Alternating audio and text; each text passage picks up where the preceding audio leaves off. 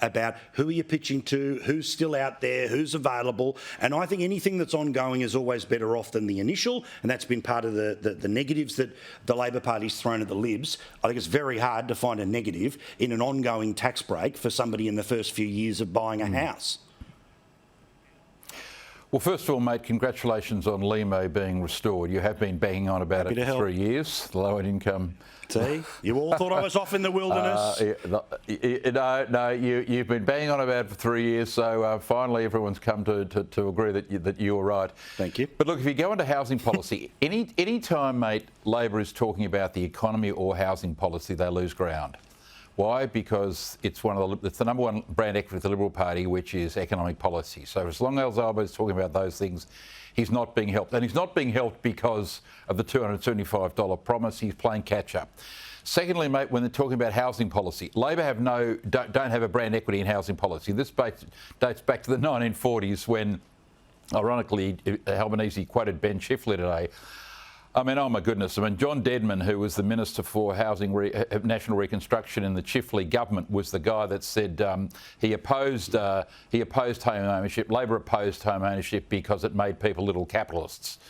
And that phrase, soiled Labor's appeal in the first homeowner and the home buyer market for decades, and it still resonates today. Labor are not.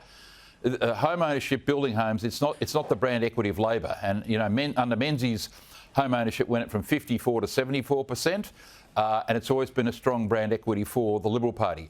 So Albo's policy today, he announced the 5% deposit scheme, which is already policy, Albo. It's been in for 5 years, mate, although he's tinkered at the margins, but that policy existed for 5 years.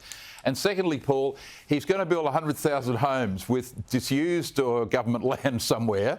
100,000 homes. Albo is going to build 100,000 homes. What, with unionised Labor? I presume they'll all have to be unionised because that's essentially what's happening in the childcare sector. So these will have to be unionised jobs in, where Albo? What, vacant government land? What, next to train lines, mate?